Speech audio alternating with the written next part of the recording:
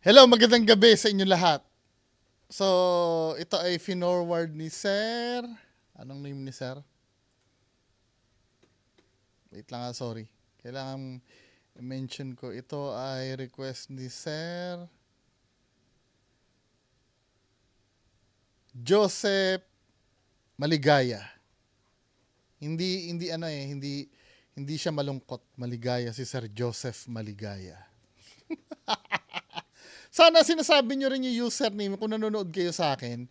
Yung username nyo sana sa YouTube sinasabi nyo, no? Para nakikilala ko kayo kung sino. Anyway, so ito yung rated K to ah. Attack ng tiyanak daw. Tingnan nga natin. Di ba na-content ko na to? Anyway, tingnan natin. Naglalakad sila ng kanyang barkada nang biglang bumigat ang kanyang likuran. Nakaramdam siya ng takot at panlalamig. At nang lingunin siya ng kanyang barkada, laking gulat nila. Ang tiyanak daw ay nakapasan kay Mark. Mark, tara na yung likod mo! Mga sanggol na parang mga halimaw ang itsura. Hindi nakikita ng pangkaraniwang mga mata. Pero tuloy ang paghasik ng lagim. Sila ang mga tinatawag at pinaniniwala ang mga tiyanak. Nananakit at gumagambala daw sa ilang mga residente sa isang bayan sa Marinduque. Hindi, ano ba talaga yung tiyanak? Yung tiyanak ba na yung engkanto ba yan? Or aswang? Di ba pag when you say aswang, no? Wait lang yung kay Donsky may mga nag-comment doon kung ano yung tiyanak eh. Wag na, tinatamad ako eh. Pero may nagsasabi, engkanto daw ang tiyanak. So kabilang ba yan sa sa mga tikbalang kapre? Pero di ba ang pinagmulan ng tiyanak, mga pina-abort na bata daw ito? So kung mga pina-abort na bata to, multo ito dahil patay na yung pina-abort eh. Multo itong mga tiyanak. Or kung aswang naman ito, physical ito, hindi ito spiritual. Medyo magulo ang ng tiyanak, ano ba talaga, yung magandang paliwanag, ano po ba talaga ang tiyanak? Ano ba, elemento ba yan? Aswang ba yan? Multo ba yan? Di ba? Sa baba. Comment. Lokal man o dayo. Inulit ko kung aswang yan, nangangagat yan eh. Pag engkanto yan, pwedeng maging dulot ang sakit, di ba? Paano ka ba masasaktan ng engkanto? May mamamaga sa katawan mo, di ba? Kung naman yan, batang pinalaglag naman yan, patay na yun eh. Dimulto ang tiyanak.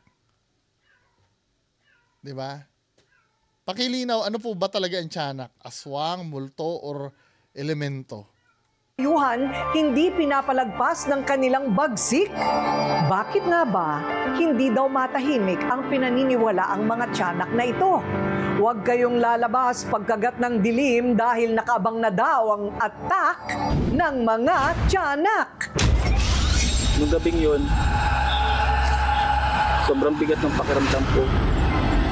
Tapos, pag rated K ang gumawa, duda ako eh. Napansin nyo magsalita si Kuya? lumalaki yung aking dulo. Parang script ang binabasa ni Kuya eh. Tapos, sobrang lamig ng pakiramdam ko. Parang ngayon, andyan siya. Hindi ako convinced sa katulad nung nangyari dun sa isang segment ng Rated Corina noon, yung haunted spa. 'Di ba? Kung sino yung mga ini-interview nila, yun din yung gumanap sa reenactment. Ito parang nai-scriptan ako eh. Hindi katulad pag yung totoo na tao yung nagsalita. Totoong tao naman talaga siya, tao naman talaga siya. Pero yung natural, hindi eh. Tingnan nyo. Nung gabing yun, sobrang bigat ng pakiramdam ko. Tapos lumalaki yung aking ulo. Tapos sobrang lamig ng pakiramdam ko. Pati yung peke din. Ano ba?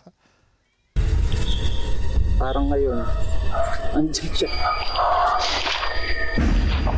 Ito ang Sitio Buyabod sa bayan ng Mogpog, Marinduque. Hindi sinabi ko anong pangalan ni Kuya na in-interview kanina. 'Di ba? May nakalagay bang pangalan? Wala eh. Basta nagsalita lang siya. Maaliwalas at mapayapa sa unang tingin. Binabalot naman ng hiwaga at misteryo pagkagat ng dilim. Dito pinaniniwalaang nagpapakita at umaatake daw ang mga tiyanak. Siya si Joel Largado, 35 years old. Sinasabing Ayan, pinakilala na. ang mga peklak na ito sa kanyang paa at binti ay gawa ng tiyanak. Hindi, paano naging ng tiyanak to? Ano, sinipsip ng tiyanak yan? Bilog na bilog no? Okay lang sana kung kagat eh. Tapos dyan sa part na yan, pwedeng pasok yan sa tambutso ng motor men eh. Niloloko naman tayo ng ng rated Corina eh. Ano ba ng tiyanak yan? Hindi man lang yung bakas ng kagat. Kahit pa paano makikita mo dapat na kinagat eh.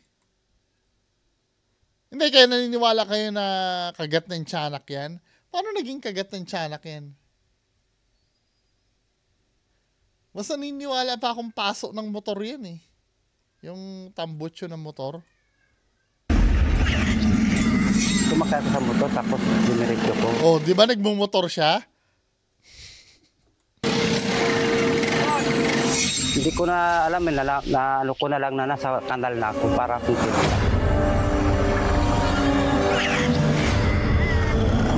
Na-disgrasya siya. Pasok nga ng ng motor yan. Dahil tumumba yung motor niya eh. Sumakay ako sa motor tapos diniretso ko. Hindi ko na alam na ano ko na lang na nasa kanal na ako para susunod. Nasa kanal na daw siya.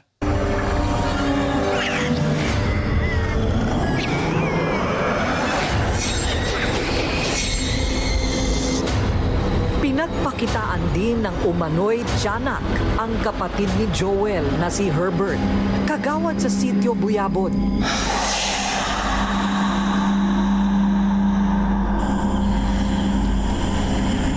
Nakita ko po yung bata na yun. Nagimik po ako ng meaning kasi baka po babae. Ito medyo totoo yung interview nito. Tuloy-tuloy magsalita eh. Ay hindi po rin naggimik. Natakot ako, nilampasan ko. Nung paglampas ko po, bigla akong lumingon, nakita ko po yung nakakatakot ang itsura, kaya ako po yung natakot, natakbon-takbo po ako pa uwi. At sa sumunod na gabi, muli itong nagpakita kay Herbert. Sa takot, nasipa daw niya ang tiyan ng tiyanak. Dahil Ayos, para mamaga ang kanyang buong kanang binti. Pinatingnan ko po yung paa ko, dahil nagmagangani po at masakit. Oh. Ay ang po sa akin nung albularyo, pumunta raw. Albularyo unahin eh, no? Siyempre, pagka albularyo, laging may diagnosis na spiritual ang albularyo eh. May mga albularyo ba nagsasabi na pag pumunta ka sa kanila, ay, ipa-doktor mo to. May nagaganon ba sa albularyo? Kasi, parang feeling ko, pag pumupunta sa albularyo, puro kulam eh. Or puro na-inkanto or yung kaso eh. Di ba?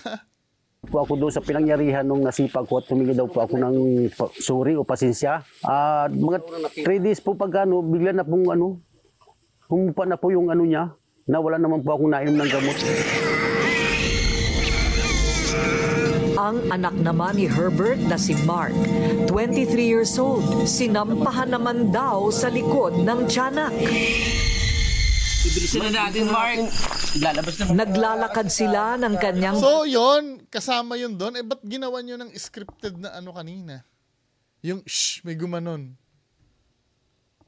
Kada nang biglang bumigat ang kanyang likuran. Nakaramdam siya ng takot at panlalamig. At nang lingunin siya ng kanyang barkada, laking gulat nila. Ang tiyanak daw ay nakapasan kay Mark. Mark, tara na yung likod mo! Ako sa sobrang takot ko kahit na sobrang bigat ng nararamdaman ko. Nakisabay ako sa takbo nila. Talagang halos madapa kami hanggang makarating kami sa kalsada sa may liwanag. Maging sa panaginip, hindi daw siya tinantanan ng tiyanak. Hindi lang ang pamilya Largado ang ginagambalan Kahit panaginip, tiyanak pa rin. ng mga tiyanak. Kapag sinabi ko, kailangan Forward. sa salita, ang lakas maka-unprofessional ng walang integridad. Oo, integridad. Kaya yung content nyo, ayusin nyo naman. Hindi namin maintindihan kung alin yung tama sa totoo. Pero ganda ni Corina na nung habang tumatanda siya. Skin Pro. Sabi nga ang Marinduqueño daw po ay sabuyin. Ibig sabihin, pag sinabi sabuyin, yung pong paglakad mo sa isang lugar na ikaw po ay nasa sabuyan ng mga maligno, tumataas po yung iyong mga balahibo dito sa ganito. So, mga ilang beses ko po siyang nararamdaman. Para malaman ang kwento sa likod ng pagpapakita at pag-atake ng mga tiyanak sa lugar, pinuntahan ng aming team ang sityo Quiabod. Dito namin nakilala si Nanay Remedios, 82 years old at isa sa mga pinakamatanda sa lugar. Bata niya sugat sa ganito. Tapos itong liig, makasangko ko. Sa madalit sabi, yung bata na nilibing na ron. Yun ang alam namin na yung mga inapatay ng bata nang yung nabaon. Alam mo ang pangit sa content na ganito. Ang re-relayan lang natin puro kwento eh. 'Di ba? Puro kwento. Ni wala man lang official na kahit blatter man lang na inatake ng tiyanak or kahit sa advance ng panahon ngayon, 'di ba? Dami na may camera, KMJS nga nakakakuha ng mga video clips eh ng mga bagay na nagva-viral eh. 'Di ba? Pero ito parang made up lang talaga lahat eh. Pag Rated Corina ang gumawa. Kwento ni Nanay Remedios, usap-usapan daw sa sityo noon ang nangyari sa mag-inang si Nanang Ichay at anak na si Esang. Usap-usapan parang galing sa chismis lahat eh. Hindi raw gusto ni Nanang Ichay na magkaanak si Esang.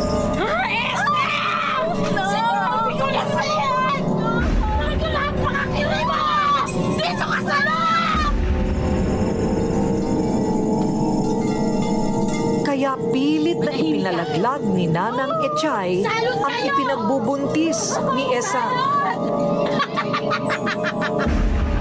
Pinalaglag, Hindi lang Dito tayo magkakatalo ng concept ng tiyanak. So, ang origin nung tiyanak, ayon sa kwento na to, kung sasakyan natin, ito. isa, kundi 3 beses niya raw itong ginawa sa sariling anak. At itinatapon lang ni Nanang Ichay sa isang lugar sa sityo ang mga nalaglag na anak ni Esang. Sa lugar mismo na ito, madalas daw lumalabas ang tiyanak. So, by that logic, multo itong mga tiyanak na to. Paano nakakakagat ang tiyanak? Sasabihin pa nung isa, yung sugat niya daw, galing daw sa sugat sa tiyanak, yung bilog. Paso ng tambutso yun, men eh. Nagmumotor ka ng time na yun eh. Di ba may problem doon sa kwento, kaya mahirap yung pagtiyanak eh. Kaya nga nung start nitong video na to, tinatanong ko, saan ba nanggaling ang tiyanak? Ano ba yan? Aswang? Elemento ba yan o multo? Kasi kung susundan ko yon, yung mga pinalaglag niya, walang physical na katawan yun, mga maliliit yun na parang baka mami yung pinalaglag na yun, fetus pa yun eh. kung sakali na magiging tiyanak man yun, kung gagamitin natin yung logic ng pagiging aswang, no? Pag aswang ka, kailangan may kinalaman ka dapat sa black magic. 'Di ba? Pag aswang ka, may orasyon yan eh. May lanang pinapahid sa katawan yan eh. Parang normal na tao ka, magiging aswang ka. Kalimitan ganyan eh. Kapag ka-elemento ka naman, nature spirit ka, wala kang pinanggalingan na physical na katawan. Nasa nature ka. So, dun sa logic ng pagiging tiyanak nito, yung mga pinalaglag, mga pinatay na sanggol, supposed to be, dapat itong mga tiyanak na to, multo. Kabilang sila sa multo. Dahil pag namatay na, nagiging multo, di ba? Yun, naiintindihan ko kung nagpaparamdam. Pero yung tiyanak na pumapatong dito, tapos nangangagat ng paa. Tapos isa pa, nasipa niya daw yung tiyan ng tiyanak, namagat daw yung paa niya. Gawain ng yun eh. Gawain ng engkanto yun eh. So, walang sense yung tiyanak. kung tatanungin, walang sense. Paano na siya nabubuo? Pinalaglag daw siya eh. O paano siya nabubuong na aswang na nagiging monster? Nung pinalaglag siya. Dahil, ano yung nagdulot sa kanya para maging tiyanak siya? Unang-una, hindi naman evil, baby yon. Ayon sa Bible, ang mga baby, pag namatay yan, talagang diretsyung langit yung mga yan. Wala namang kinalaman yung mga yan eh. Hindi naman sila demonyo, di ba? Mga anghel yung baby eh. Mga angel yan eh. Kung may demonyo man, yung nagpalaglag sa kanila, yun ang demonyo. Pero yung baby itself, walang yun. Kaya kahit saan natin silipin, maaari, siguro kung ipipilit nyo na totoo ang tiyanak, maaring may ibang pinanggalingan ng tiyanak, pero hindi dun sa mga istoryang alam natin. Kasi kung ipipilit nyo yon, yung mga pinalaglag na bata yan, kung ipipilit nyo yan, walang sense. Okay lang sana kung ang pagpaparamdam naririnig nyo may umiiyak, diba? Tatanggapin ko na yun. Pero kahit na yung iiyak na magpaparamdam na yon, hindi niya naman naranasang umiyak namatay na siya na hindi siya nilalabas Ba't siya magpaparamdam ng umiiyak siya? Diba? Parang ganito, namatay siya na nag-aaral, estudyante pa lang siya nung namatay siya. Nung nagmulto siya, itsurang sundalo siya. hindi naman niya natapos yung pag-aaral niya Diba? Nakuha niyo yung ibig ko sabihin. Kaya minsan kung sisilipin mo at mo yung logic, wala Walang logic Kahit pa sabihin mong yan, kahit pa sabihin, hindi, kasi supernatural yan wala talaga logic. Yes, nagigets ko yon. Pero yung istorya man lang sana ang magkaroon ng logic doon. Di ba? Parang ito talaga, imbento lang talaga to lahat. Ano po ang mga palatandaan? Ano ba ang senyales? Ito na naman si Tony Segovia, yung expert ng Rated Corina. Mga nakakaalam na tiyanak talaga ito.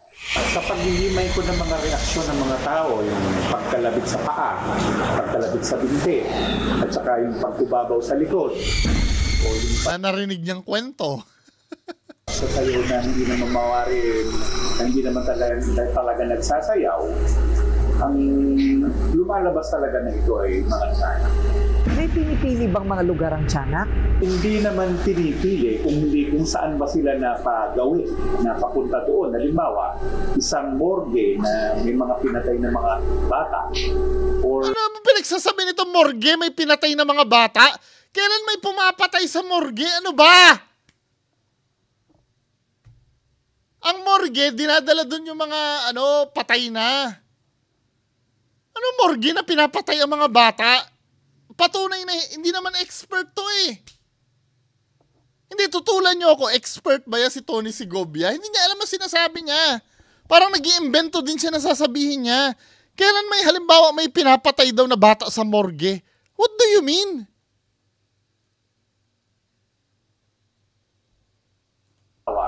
isang morgue na may mga pinatay na mga bata. Kailan may pinatay na bata sa morgue? Ano ba? Or yung isang pagpapaon ng mga treasure na nilagay doon yung mga batang bagong panganak. Ipinakita rin ng Kaya nga, granting, no? Granting na bata na pinanganak. Bakit mo gagawing aswang yung bata? Wala namang evil sa nature ng bata. Mga inosente yung mga yon.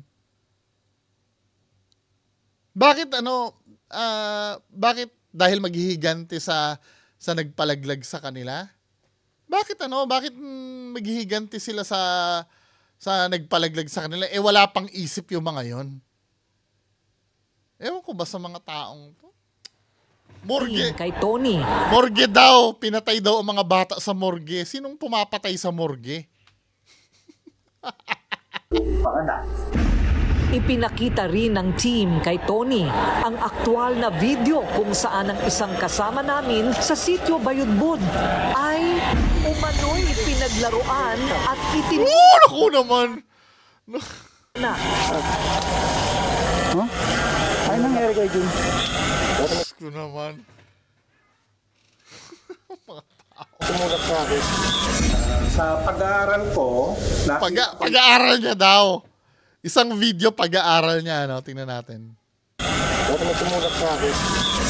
Sa pag-aaral ko, nakita ko yung tatlong tiyanak. Yung isa, pinatid siya sa paa, sa bandang kaliwa.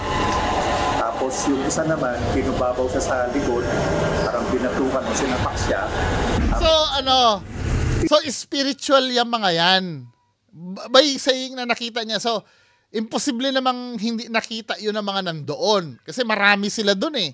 So, ang nakakita, isang psychic na katulad ni... No, so, ang mga tiyanak ay spiritual. Tama? Spiritual pala yung mga tiyanak. So, paano nakakakagat yun? Hindi, naiintindihan ko yung tumulak, pwede naman manulak ang espiritu or diba? Let's say, sobrang powerful. May mga poltergeist nga, diba? Nagpapagalaw ng object. Pero yung kakagatin, men, ano ba? Sa bagay, may nag-i-scratch na evil spirit, no? Pero ang kagat ba, bilog? Ano ba? Tinulak siya sa balikan. Nakita po namin parang nandig po yung balaybo namin kasi parang meron po talaga ditong... Wala, yan? Anong tawag dito? Confirmation bias nyo yan. Nagpapakita po na mga kung ano-anong elemento. Ayon sa simbahang Confirmation bias. iba ang pananaw nila sa mga tiyanak. Ayon sa pananaw ng ating pananampalataya, ang mga batang namatay, kahit sa sinapupunan pa lamang, ay nasa pangalaga ng Diyos. Yes. So kung sila nasa pangalaga ng Diyos, ay wala sa kanila yung manakit o kaya... Yes, correct. May katotohanan Nagde-define ng logic, no? o produkto lang ng ating imahinasyon ang mga tiyanak. Makatutulong pa rin ang taimtim na pagdarasal para sa ikatatahimik ng mga kaluluwang ligaw at iba pang nilalang na gustong mamalagi sa mundong ibabaw.